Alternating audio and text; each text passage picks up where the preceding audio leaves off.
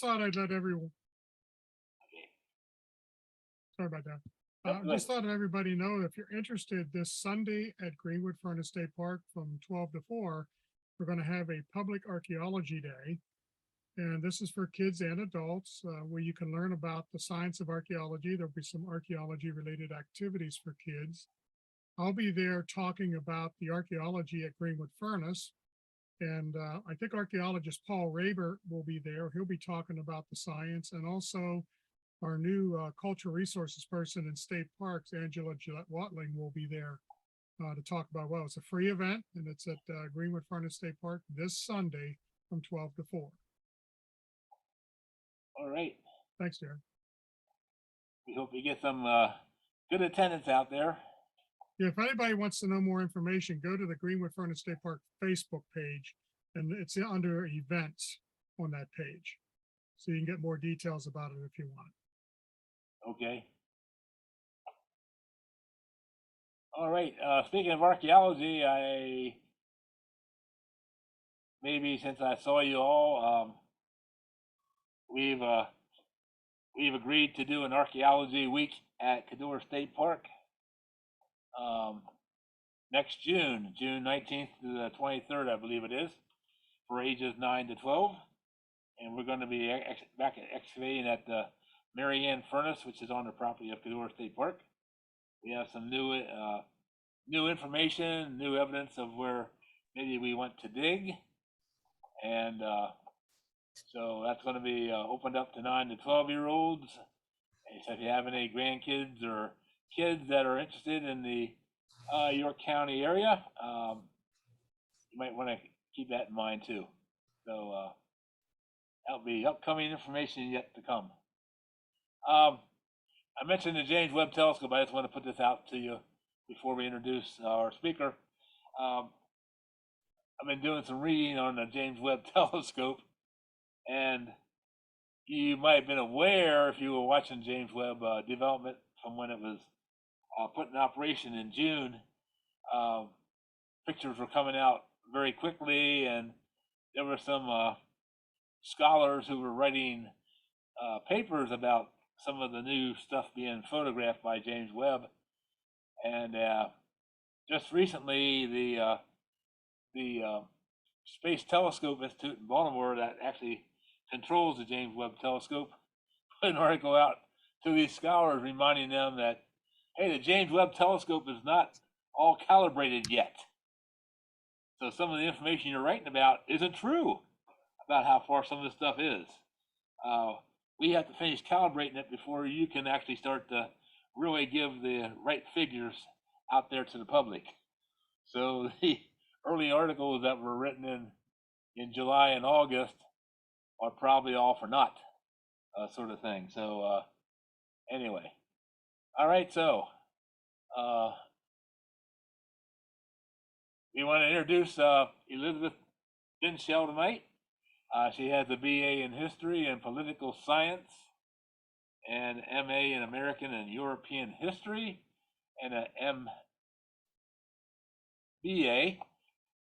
She worked for the Seminole Tribe of Florida at the Atatuki Museum as the Director of Education and Oral History. She then worked for the National Archives and the Presidential Libraries at the Herbert Hoover Presidential Library and Museum in West Branch, Iowa, as the Director of Education. And Elizabeth has been at the National Mining Hall of Fame and Museum in Leadville, Colorado, since May as their Executive Director. So before I turn over to Elizabeth, I do have to recognize room member Darrell Fry. Darrell is actually the one that put the bug in my ear that the Hoovers, President Hoover, had some connection with geology and mining history, and that set me on a path to track down somebody who could talk about the Herbert Hoover and his wife, and that's how we got back to Elizabeth. So she's kindly come on board to do this wonderful program for you tonight, and I introduce to you now Elizabeth Dinschel. Hi, I was gonna say, I think you have to stop sharing your screen. So, oh, okay, there it There we go. goes. Thank you, everybody, for having me. I'm really excited to talk to everyone. We are getting ready to have our 35th annual Hall of Fame induction banquet. It will be in Lone Tree, Colorado on October 29th, and we'll be inducting 5 new people into the Hall of Fame. So I wanted to show you guys, because I know I'd heard some people had not heard of our museum before. So I wanted to give you kind of a little virtual tour of what it looks like. Let me move this off my screen here. This is the front of our building. Our building was built in 1899. It was the original high school in Leadville. This is our main staircase. When you enter, this is what you see. Some of our mineral specimens that we have in our Hennenbach wing, some of them are part of our Frost collection. This amethyst, people love to take pictures with it, but we have a full recreated hard rock mine that leads out to our gold rush room, where we have on display, that's the sound of our hard rock mine, by the way, some really amazing gold specimens from all over the world, but a big one from the Little Johnny mine in Leadville, which Fred Mark talked about if you were there. This is from our gold room. This is a display about the Matchless Mine. We own the historic Matchless Mine. It's about a mile from the museum, and it is open during the summer for visitors to see Baby Doe's cabin, the original hoist house, and one of the last remaining head frames that is on Friar Hill. We were talking about space. We have an exhibit about mining in space and talking about the future possibilities of what we can do with those minerals and some of the feasibility of it, because economically it's of course very difficult. But kids get to play with the Bushnell telescope that's out there. And then we have a wonderful gift shop. And this is just some footage of some of the stuff that we have there. So if you find yourself out in Colorado, we are about 2 hours from Denver. So come see us. We have 25,000 square feet of exhibit space. And we are looking at expanding our modern mining portions of our museum in the near future. And it's awesome. It's just a really cool place to be. So let me see if I can, whoop, I went too far. So I'm going to be talking, of course, about Herbert and Lou Hoover. And Lou Hoover is remarkable, and I love the opportunity to talk about her as well. So we're starting with Herbert Hoover. Herbert Hoover is a fascinating guy. I really have loved learning about him over the last decade. He was not a good student. One of his professors actually said that he wasn't very smart, but he tried really hard. That's a really bad insult. He initially failed admission to Stanford, but did get in, and he was part of the inaugural class of Stanford. He became, they called him the barbarian treasurer. He was tracking things down to the penny for how they were managing their money. And it was really where he got the first taste of how he could use efficiency and cost cutting in improving profits. And you'll see that he put that into his career for the rest of his life. And they called him the first class executive. So the geology program at Stanford was interesting. Up until 1919, half of the students on the geology track were also focused on mining. A formal engineering track was not offered until 1918. When Hoover finished college, mining was kind of in this transitionary period where people that were already in the industry did not trust people who went to college or showed up and said, I have a degree, I'm ready to be a miner. They really felt like miners learned on the job. They didn't learn in a classroom. And in hindsight, some engineers and historians will criticize Hoover for not having formal engineering training, but really those standards didn't exist until about 1920. So it's kind of unfair to hold him to those standards. But we'll talk about how he really made his way there. So Lou also attended Stanford University. And I should mention, Herbert Hoover was born in West Branch, Iowa, and Lou Hoover was born in Waterloo, Iowa. So they're both Iowans. Hoover is the only president from Iowa. Lou Hoover is one of two first ladies that are from Iowa. The other was Mamie Eisenhower. So Lou Hoover actually already had a degree in education, but she went and saw a public lecture by John Branner in 1894, and it inspired her to pursue a degree in geology. She was the first woman to earn a degree in geology, and probably at Stanford, and probably the first in the United States. That's kind of hard to pin down, but she was absolutely the first woman from Stanford. Lou was born during a different time, right? So her gender really prohibited her from doing a lot of the things that she could have done now.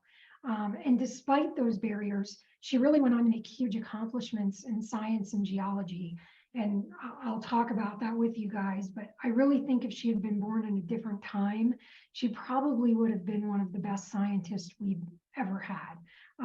Really, truly a remarkable woman. And I want to talk a little bit about the Hoover Institution. It was formed at Stanford, and they recently rededicated parts of the Hoover Institution. And instead of dedicating them to Herbert Hoover, they were dedicated to Lou Hoover. And so I took this quote from their website that I just want to share with you.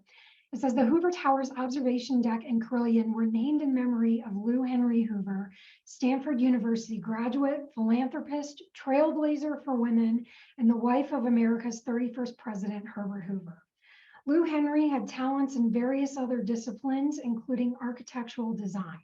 That talent was fully on display when she built her family's residence on the Stanford campus in 1920. Today, the Lou Henry Hoover House is a National Historic Landmark and the home of Stanford University's president. And this was from 2021.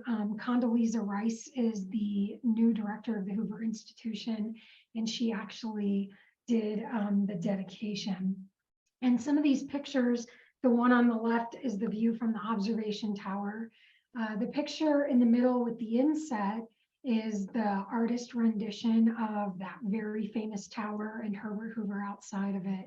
And then, of course, to the right, the tower as it stands today. They have several galleries named after the Hoovers.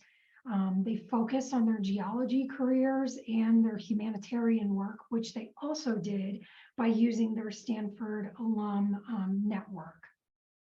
And we're not really going to get into that today, but it's really interesting, and I suggest you take a look at it. So Hoover recognized that surveying was a very important part of becoming a mining engineer. And him and a small crew of other Stanford men did the early surveys of the Stanford campus. He also went on in 1894 to become a field assistant at the USGS. And it really inspired him to distinguish between professional engineers with degrees and the people that he called skilled artisans who were trained on the job. Hoover knew that he needed on-the-job training after going to college and after doing this survey work for the USGS. He really realized he had skills gaps if he wanted to go into mining. So in 1895, he started to pursue that kind of hands-on training. He traveled to California during the middle of a huge gold boom, right? So he started at the lowest level possible. He showed up with a pick and a shovel begging for a job. And he actually said later in his memoirs that he could really see how desperate people felt in the Great Depression looking for a job because nobody would hire him, even with a degree from Stanford University. So finally he gets hired, and he was literally pushing ore carts for $2 a day. After several months of pushing ore carts, he became a driller's assistant. So Hoover actually trained, oh, let me go back. I'm sorry about that. And what is going on here? I'm having a time. He actually trained with Cornish miners at the Reward Mine in California. And the Cornish miners were really revered as experts in hard rock mining. And so he was working really hard, ore carts, drillers, really, really working hard underground. After the reward mine closed, he went on to go work at the Mayflower mine, and he was so happy because he was actually hired as a full miner, as he said in his memoir. After a few months of working underground in 1896, he offered to work for the renowned mining engineer Louis Janine. And he said at first, no, I'm not going to hire you. And then Hoover said, well, what if I work for free? And he said, sure, fine, you can be my assistant. So Hoover goes to work as his assistant, but this was this time really to shine. He was put in charge of writing a report because there was a lawsuit. And the report was a very technical report that was helping to fight the lawsuit. And he did a phenomenal job. He was then promoted and started working in the upper management portions of mining. And he worked closely with the senior engineer, and that's where he really learned a lot of the skills that he would deploy later in his career.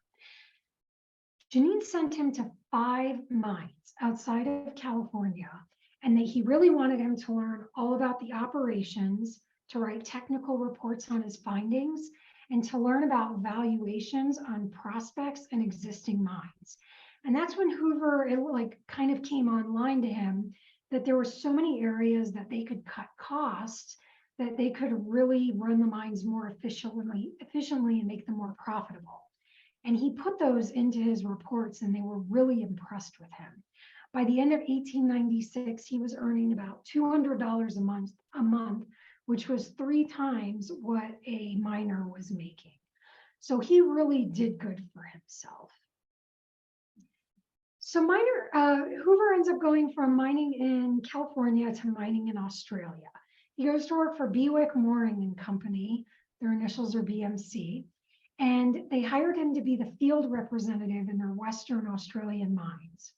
Hoover convinced Bewick Mooring to develop the Sons of Gwalia gold mine in Australia, where he served as the superintendent until late 1898.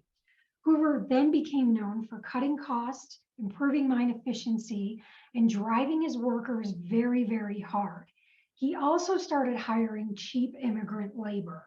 And he didn't just do this in Australia, he did it in China, and he did it in Burma. They brought in unskilled labor from all over the country to work at a reduced wage. After a short time, he relocated to China, where he continued to work in the mining industry, and BMC made him a partner.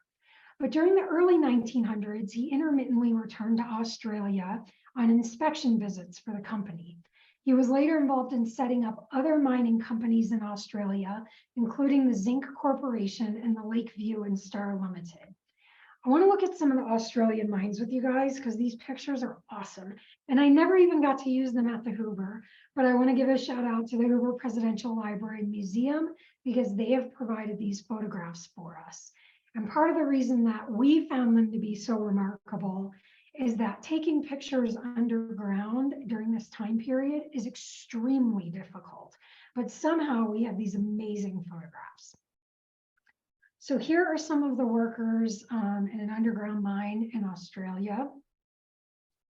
And here is another one, and we were admiring the ore cart. We have several at the museum, but always would love more. I think this picture is really awesome, and thinking about the long exposure it would take to produce these dark photographs and getting to see like light coming from operations is just really, really a treat. Another underground picture. And here is another one. And so here's the Sons of Gwalia mine in 1903. And this is what it would have been as Hoover saw it.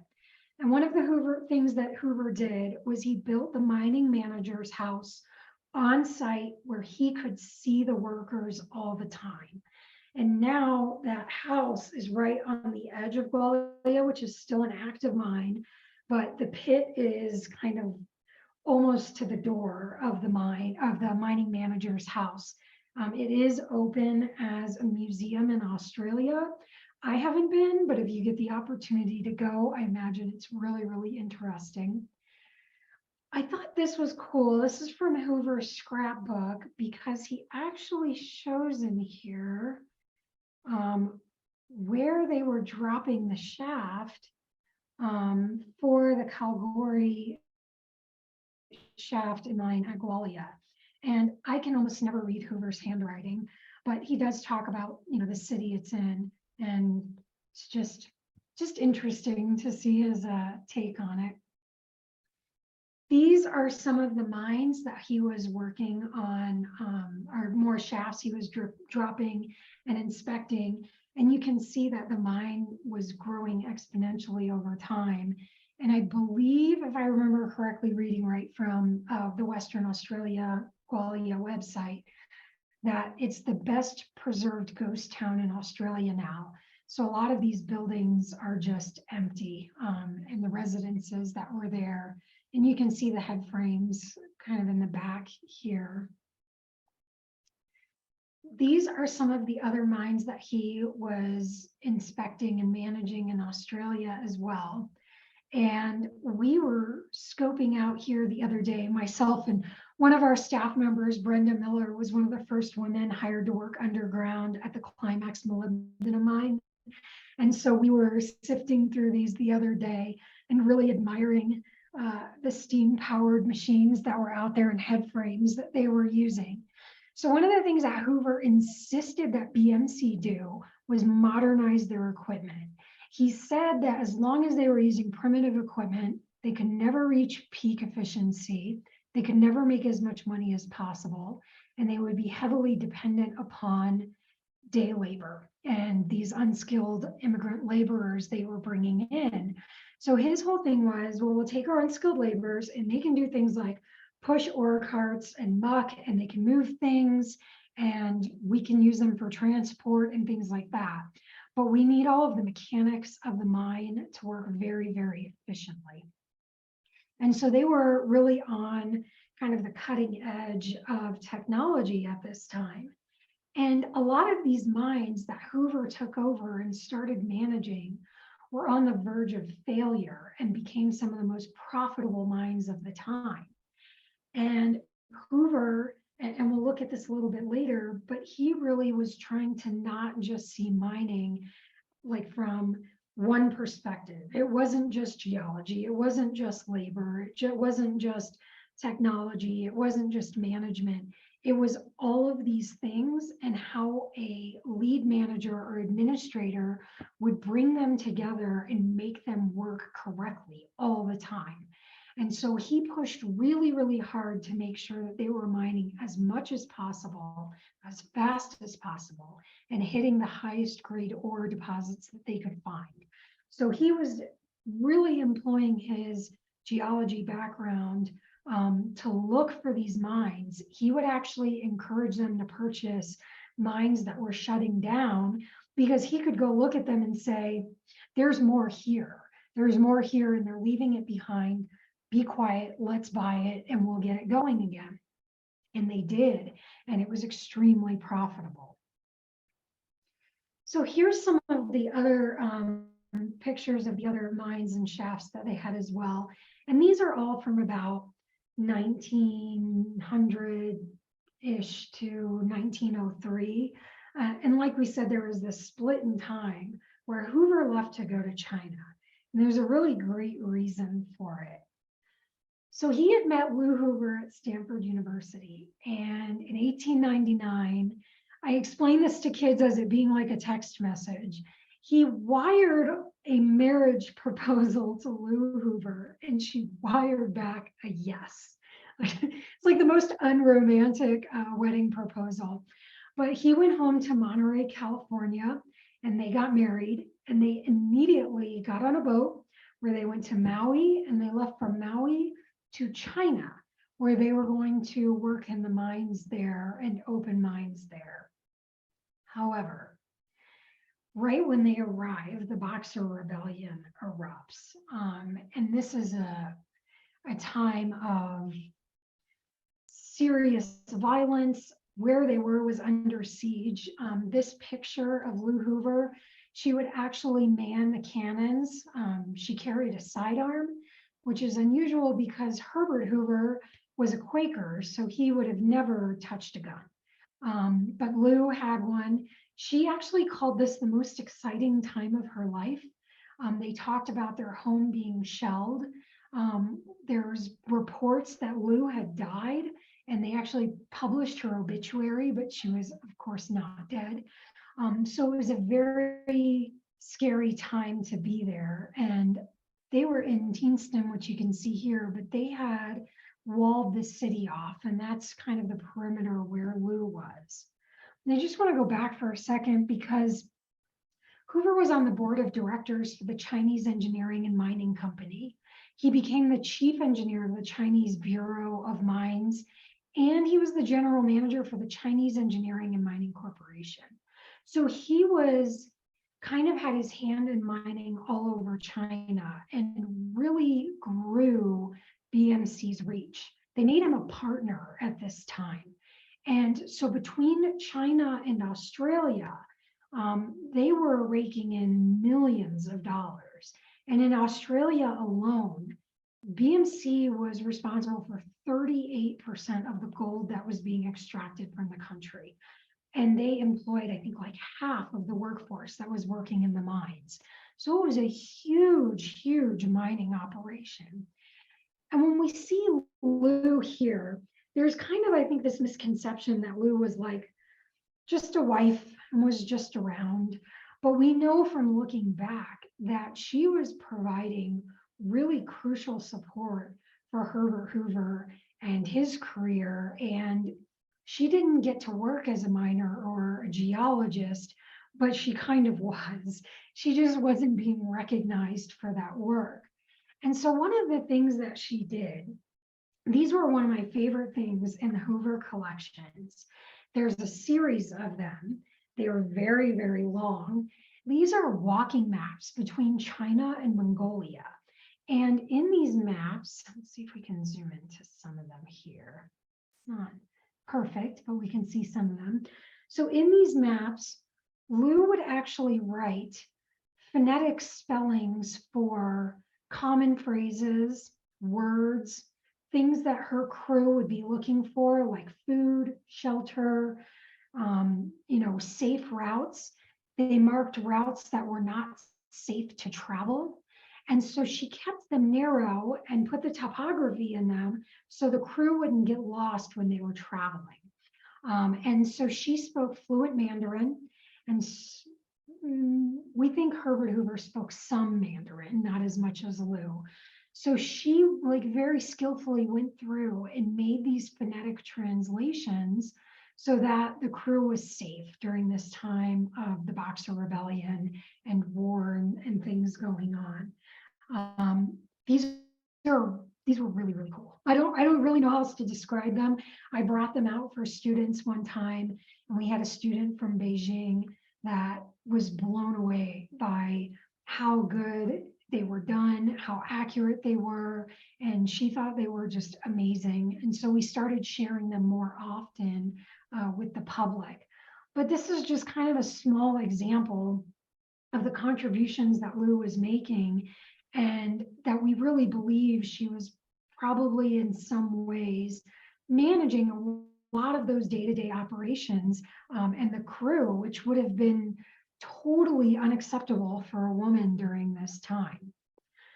So we'll talk about something I'm sure a lot of you guys know about, and it's one of our favorite things here at this museum and the Hoover Presidential Library and Museum. And of course, I'm talking about De Re Metallica and Georgia Acrola. I think I pronounced that correctly. He started to kind of really dig in to different parts of mining knowledge. And he was comparing those local German practices to ancient Latin and Greek practices, and especially on medicine. He was traveling around doing kind of like pharmacy type things, using minerals that had been experimented with either by himself or in ancient medicine. And then it expanded beyond that. He started to become very interested in how these minerals were being mined and the techniques for mining them, and identifying and extracting the ores that the minerals were coming from. So over several decades, he produced a series of studies on these minerals, how they were extracted, and this was published in 1556.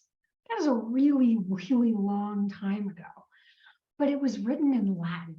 And we know for sure that Herbert Hoover was not skilled in Latin. That was 100% Lou Hoover.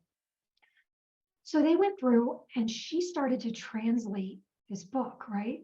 But when you start thinking about things that happened in 1556, there was a lot of phrases and practices that did not have a modern translation. So her and Herbert Hoover were actually leading scientific experiments on the minerals to try to recreate what the Latin and Greek parts of the book were and what Agricola had done with the minerals so that they could write a modern description of that. And so we think Hoover wrote a lot of those really critical annotations that were in that book explaining the modern processes, but Lou really carried the weight of doing that translation and working on in the lab on those minerals. And by all accounts, she was an excellent student in the lab at Stanford. So we know that this was very, very, very challenging. Her and Herbert Hoover put years worth of work into this and discovering or rediscovering ancient chemical reactions that people weren't doing in the late 18 and early 1900s. They also provided a lot more of the technical language for how things were being done now. So they would explain how it was done previously and how we were doing things now, or how we could do things now. And this really, really helped to shape the modern mining industry. And it is the reason that Lou Hoover is inducted in our Hall of Fame. She's also featured right now in our Women in Mining exhibit for her work on Day Ray Metallica. And some of the other stuff that she really contributed during this time, she was traveling the world with or without Herbert Hoover. He was busy and she was very independent as well, and oftentimes with her children. She was collecting geological specimens from all over the world and then sending them back to Stanford. And she was pivotal in creating the geological collection that is currently still at Stanford. And when you go there, they have an exhibit or space for Lou Henry Hoover in the galleries. They used to have the minerals on display, some of them. I'm not sure if they do anymore because they did a major remodel. But one of the things that we talk about a lot for Lou, if you look at the inside cover, she is cited last in the book. And they actually refused to publish the book unless there was a man included in it. And even then, there's plenty of examples of the book where Lou was removed entirely from the acknowledgments. But the other interesting part about this is they didn't just work on it alone. They had a team of people that were also working on this with them, and research assistants, and very much like we would think of an academic lab. And none of those people were acknowledged in the book. One of my favorite things is there is a quote from the New York Times. They did a review of the book, and they said, and I quote, "It is a book that in its first English translation should be of peculiar interest to the American public because of what it tells of its translator, one Herbert Clark Hoover, and his associate, Lou Henry Hoover." Lou wasn't an associate. She was also his wife at the time, so it was a little insulting. But Herbert Hoover did admit later in life his Latin wasn't very good. He failed German in college. So all of the parts of this book and the translation were not his forte. He really was helping in the lab. But this really paved the way for recognition for both of the Hoovers for their scientific accomplishments. They received several honorary degrees. They received a lot of awards. In fact, up in our Women in Mining exhibit right now, one of my favorite things, Lou was given an award and she got to give a speech. And in her speech, she said she could finally compete with her son's awards in sports and honor roll and things like that. So now she had something to display next to their accomplishments. She was very, very humble about how much she knew and how accomplished she was. Lou Hoover worked extensively with the Girl Scouts. It was one of the things that she was most passionate about, was not so much what we think of Girl Scouts for, but she was really interested in turning girls into leaders and was encouraging them to go to college. And she set up troops and leaders at universities around the country, including Stanford University. She helped engineer bridges and buildings for the Girl Scouts at different camps. They asked her at one point to send chairs and tables or something to one of the camps. And so instead, Lou sent them a sample table, a sample chair with directions of how to build it, and told the girls they needed to build it themselves. She was not interested in cooking. She was not interested in cleaning, but she was interested in raising money. And very much business-minded like her husband, she started Girl Scout cookie sales. She started auctions for the Girl Scouts. She was really prolific in advancing the Girl Scouts as kind of an American institution. And I was very pleased recently to read that they named 2 STEM badges after Lou Hoover in Girl Scouts. And I made one of them, and I still have it here. I started a STEM program based on their geology careers at the Hoover Presidential Library, and it sold out every time we had it. But they would come in, and there was a geology section for the students, and we were looking specifically at geology from the Devonian era in Iowa. They looked at the USGS surveys that Hoover had actually made and learned about how to read topographic maps. We did 3D printing, we did virtual reality, things like that. But we founded the 2 Lou Hoover badges that Girl Scouts give to girls in STEM now. And I think we're going to discover even more as time goes on about Lou's contributions to science and to inspiring young women to pursue careers in STEM fields, especially geology and mining. So I don't know if you guys have ever seen this textbook, Principles of Mining. I have my original 1909 copy. It's a really interesting series of lectures that were turned into a textbook. And Hoover was giving these lectures at Stanford and the only other university that had a true engineering program, which was Columbia. And the thing about this book that really started to change the way that we viewed mining as a whole was he was talking about entrepreneurship. He was talking about the role, all the different roles that were required to run a successful mine and how they fit into this like layers of business. And so he talked about the importance of geology. He talked about the importance of technology. He really dug into learning more math. He had taken calculus at Stanford, but what we would probably call now like financial math and accounting, so that he could really track operations to the absolute penny. He was also pioneering different ways to stabilize and drop shafts to make it faster and more stable and more cost effective. And so these were some of the things that he was talking to our young miners about and our upcoming miners about. And later in life, Hoover really was excited by the Colorado School of Mines. He went out to visit. They had given him an honorary degree in 1935. And he encouraged his son, Alan, to also pursue a mining career from School of Mines. And he did. And now Hoover's great-granddaughter, great-great-granddaughter is a freshman at School of Mines this year.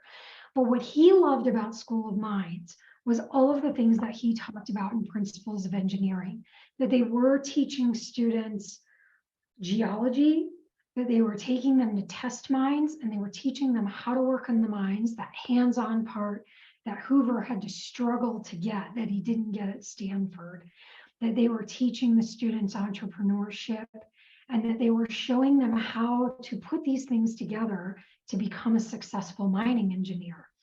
And that was why he encouraged his own son to go there.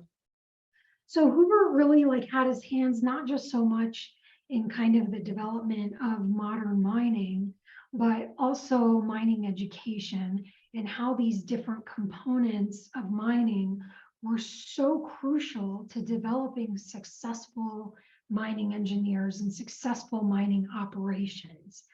Hoover went on after this to go live in London, and they were there when World War I broke out. And he deployed all of his engineering knowledge and skills to get food to the people of Belgium and Russia, where there was massive famine. And Belgium was completely blockaded.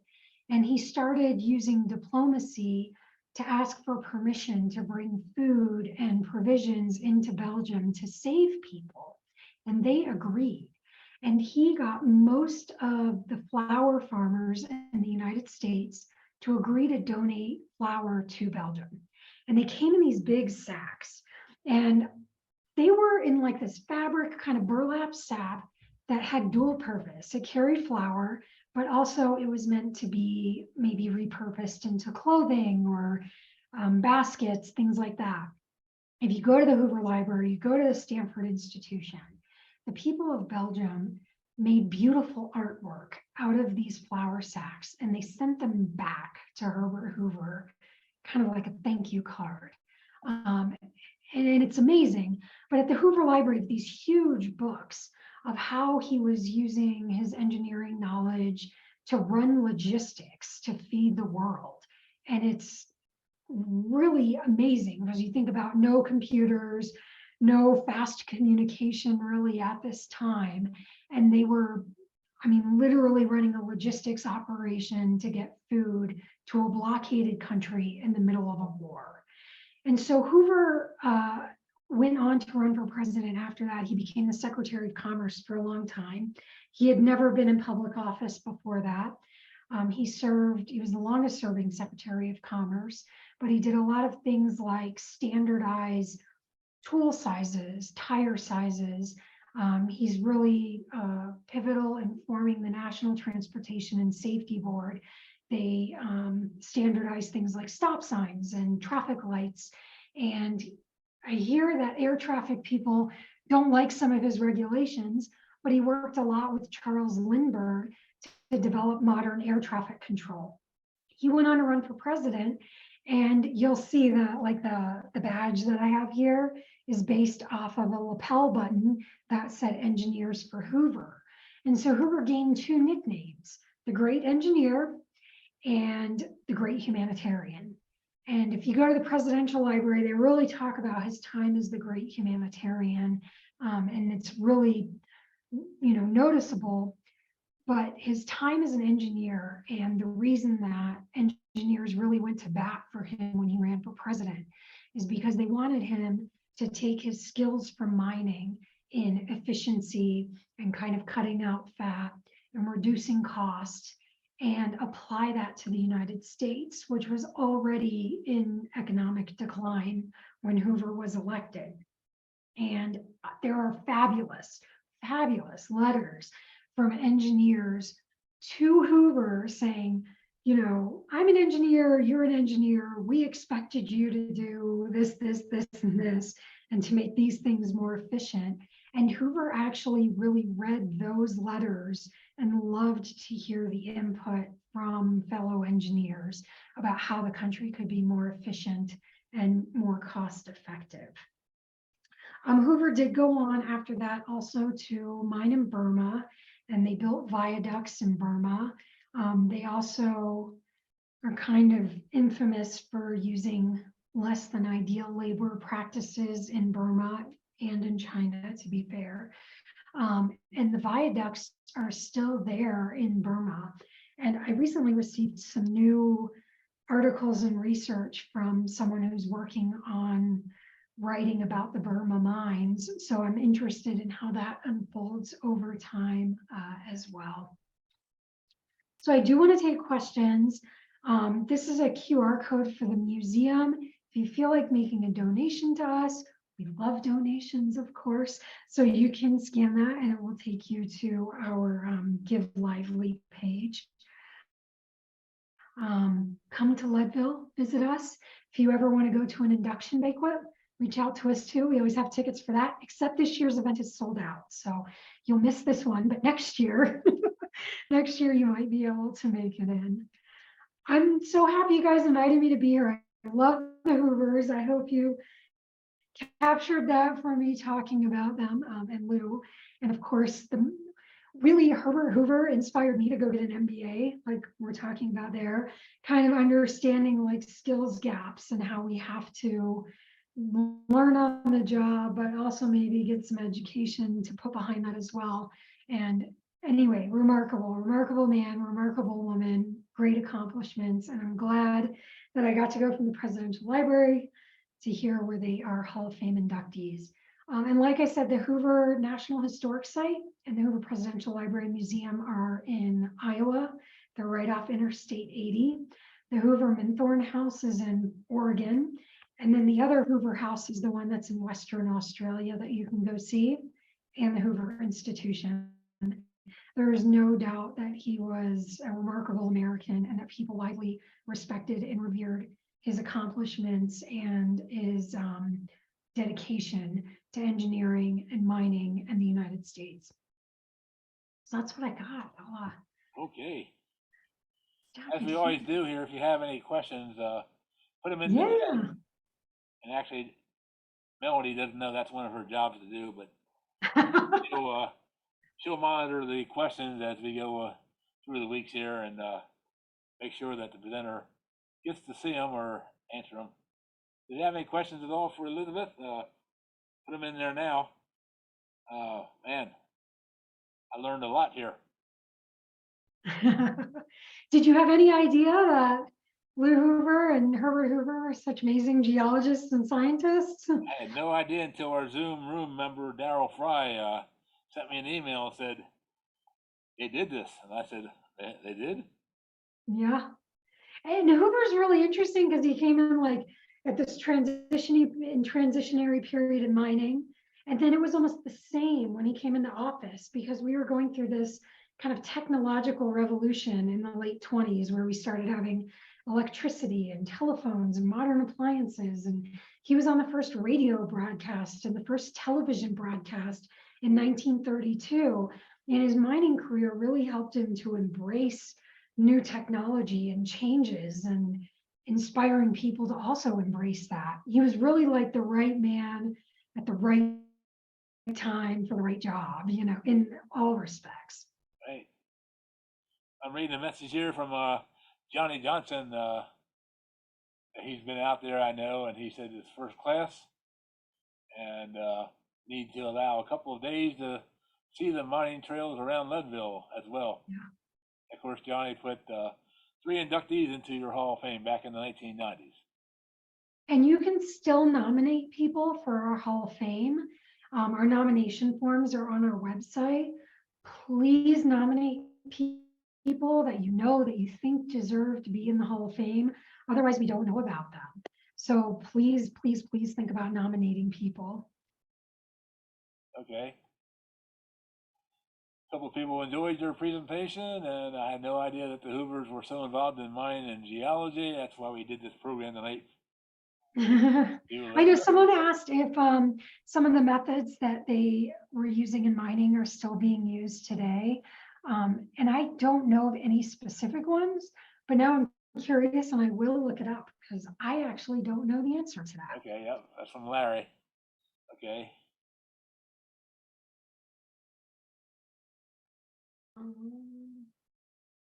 Invented new processes. Yeah, so someone's asking if he invented new processes to extract minerals from the ore in Australia. And yes, that's where that really came in.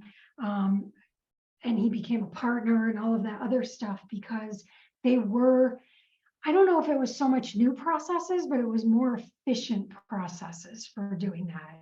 And he would say something to the effect of, and I know I'm going to misquote it, but that every day the shaft isn't in operation and dropped is $1 lost. We're not making any money when we're building our mine. So we've got to get it, we're up and working as quickly as possible. And so that was one of the things he really focused on, was how they could drop those shafts quickly and get them into operation. And he talks a lot about that in the Principles of Engineering as well. Do modern people get nominated? Yes. So this year we have 4 living nominees. One of our nominees is a legacy nominee, he's passed away. And our Praise and Award winner is the Arizona Resources, or Minerals Resources Department, and their education program for doing outreach at schools about mining and geology. Can I nominate Jerry Jones? You go ahead and submit the nomination form. You can nominate whoever you want. That's gonna cost some money there, I guarantee you that. So someone said, this is actually a really cool little piece of trivia information for you. Someone said they didn't know that Hoover had worked in so many different places or what he did. So Hoover became, they really called him an Anglophile, and because he learned Cornish mining, he really related to the British miners. And because he had lived abroad for so long, when he ran for president, they were accusing him of like not having the right birthright citizenship status to run for president. They were saying he was British. A bunch of people thought he was British. And no, he was American. He was born in West Branch. But yeah, he had been gone for so long and had worked for foreign companies for so long that people thought he wasn't American. Why didn't Hoover get involved in the Klondike? That I don't know. He, of course, I said he was in California in the gold rush, but I was even thinking while I was working on this presentation, I know that he went to like 20 other mines in the Western United States. I wonder if he ever came to Leadville. Like, that would be really awesome to find out, but I don't know if anybody was keeping records of, you know, an inspector from some mining company that was someone's personal assistant traveling through to look at mines. Right. Okay. And so I just one more quick tidbit of trivia information. Charles Dow is in our Hall of Fame as well. The Dow theory that developed the Dow Industrial Average is actually based off of Leadville mining. And Dow was here and was sending back, they called them letters from Leadville, about the mining operations, about the prices of minerals, and how things were moving out of the assayers' offices and prices were changing every day. And that was how he developed the Dow theory. Just really cool history that's just random and in our Hall of Fame and in the museum and from the city of Leadville. How many employees do you have at the museum and Hall of Fame? Not enough. Currently, there's for professional staff, there's myself, a curator, we have an operations manager. And I'm hoping as we get more fundraising done, we're working on raising money for an endowment that will support us indefinitely. And we have a dollar for dollar match from another foundation right now. So we're trying to raise $6 million. That would support our operations so that we can hire more collections people. One of my goals is to get an archivist so we can open our research library daily.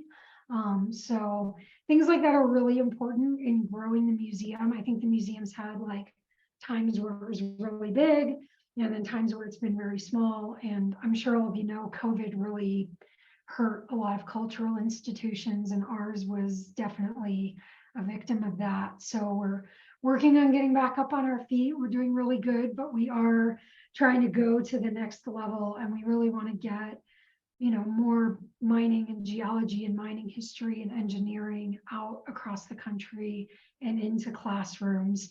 I read the other day that studies are showing that kids pick their careers by time they finish elementary school. They've already made up their mind and start tracking themselves. Wow.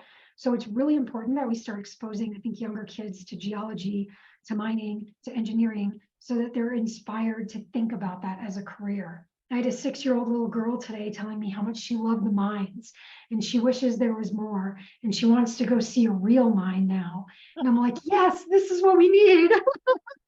we need kids leaving here going, yes, I want to do this. So think about that when you're thinking about like who we're inviting to events and stuff, trying to get more young kids involved and getting their parents excited about the industry as well. Okay. All right, no other questions on board, I don't think here, no. So another great program, Elizabeth, and we thank you for your time out there. And I think I talked about this book in a earlier session, if you can see it or not. It's Everybody Needs a Rock. It's a kid's book written by Baylor and Parnell, and it's really a good children's book. So our new co-host Melanie will be receiving this from me when I see her here in the near future. Everybody needs a rock, so she needs to go out and get a rock. Hey Melanie, I know you're involved in sports and all that, but while I was on vacation, I did a sport. You know, in sports, you know, you may see them win a game and they throw a football into the stadium, and I don't know if they do that with volleyballs or not. Do they? Close enough. Oh, okay. While I was on vacation, I did win a sport game, but apparently throwing the bowling ball into the audience is not the proper thing to do. Oh man. So that's what I discovered on vacation. Oh, I do take a serious moment here just to conclude. One of our vacation stops, our last vacation stop, was in Pawleys Island, South Carolina. We have friends that live in Pawleys, and you may have heard that name when Hurricane Ian came on board right south of Pawleys Island, and we got to tour the actual Pawleys Island, and there's a lot of damage to the landscape, not so much to houses, but the sand dunes literally got pushed under the houses. You know, the houses are up on stilts, high enough you can actually park your car under the house. But some of these parking areas under the house are now part of a sand dune. So there's a lot of digging out going on, and of course a lot of cleanup. So nothing compared to what's going on down in Florida, Fort Myers area. But anyway, we keep all those people in our thoughts. So traditionally, Mel, the co-host kind of has the final say. I know you're probably not prepared for this tonight, but I can still say thanks to everybody. I'm glad that I've seen some of your faces already. Thank you, Elizabeth, for coming. That was very interesting. I'm glad I got to meet you over Zoom and hear everything that you had to say. It was wonderful, very interesting, very educational. It was terrific. And I hope everyone else thought it was just as interesting as I did. And you might be meeting Mel out there in some of the programs that we do when she's able to cut free from her real job. Yep, I hope to be as many as I can, as many as possible. All right, so we appreciate all 34 of you in the room tonight, and we have a couple of chats here. What did that say? I'll email the book. Okay, I'll do that for you, Elizabeth. I won't forget. I don't forget requests I get. I'll email you if not. So, okay, well, we're going to call the meeting to an end here tonight. By the way, a reminder, the video will be on our website tonight, jonesgeo.com, under the Zoom Rock Rooms after we upload it into YouTube. You can go back and watch it. If you weren't here live, you can always watch it too. So they're all there from pretty much all 92 are in that library someplace. So again, we'll see you the first Tuesday of November. That will be on the Meadowcroft Rock Shelter, one of the oldest archaeological sites in North America, right here in good old Pennsylvania. We'll see everybody.